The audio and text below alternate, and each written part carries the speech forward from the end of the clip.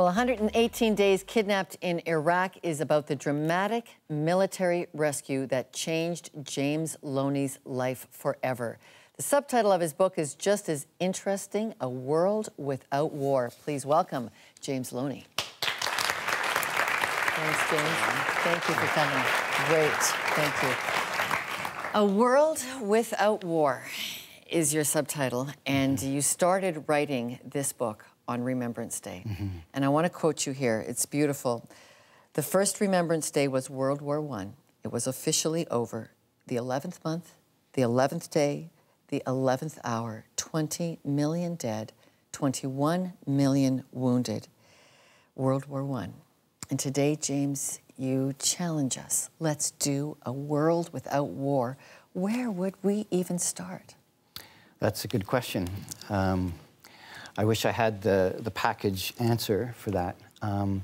But I think a lot of the elements of that are available to us. We have multilateralism, the United Nations, we have emerging international covenants, the International Court.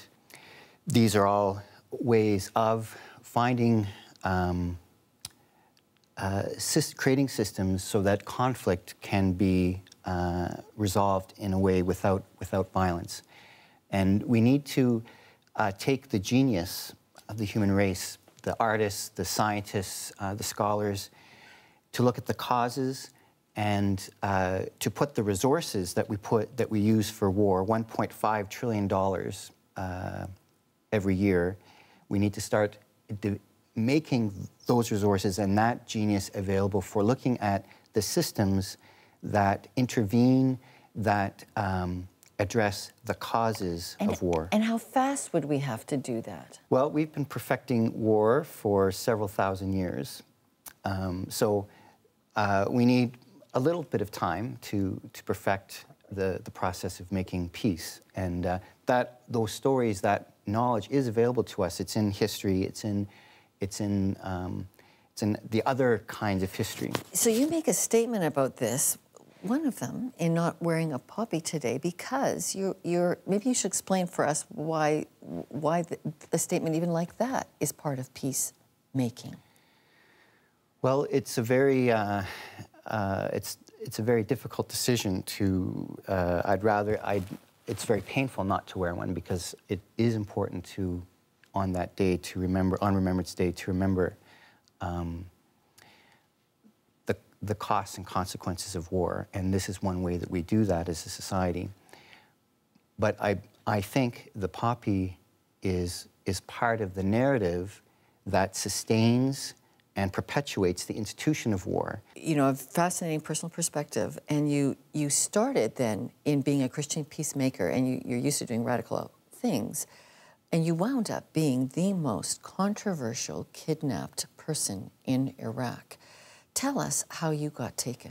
We had a meeting with the Muslim Scholars Association, and it was right after leaving that meeting that our car was boxed in front and behind, and some men with guns came and took our driver and translator away, and just in a snap of a finger, we were captives. You write about being excruciatingly bored in those 118 days and frightened.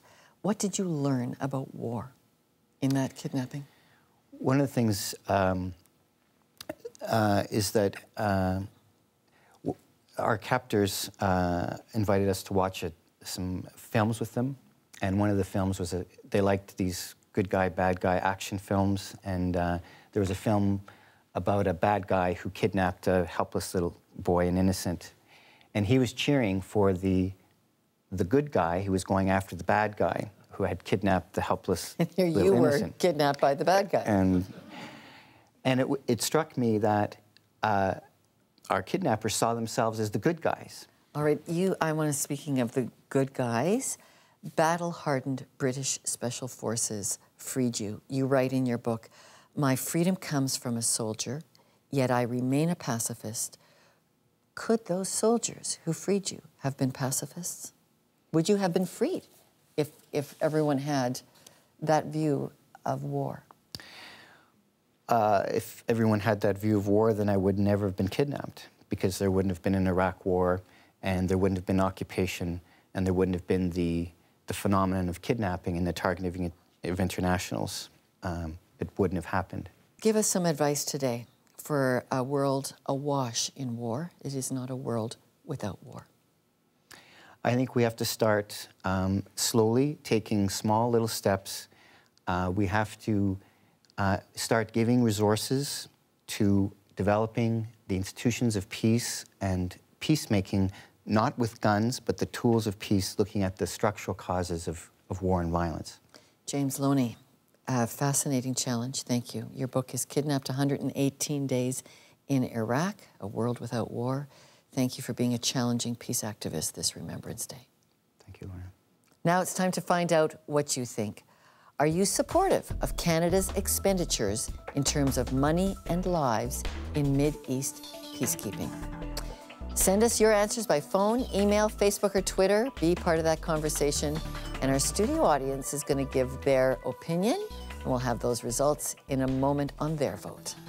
Coming up, faith when facing murder in a war zone. We'll talk to Captain Robert Samra.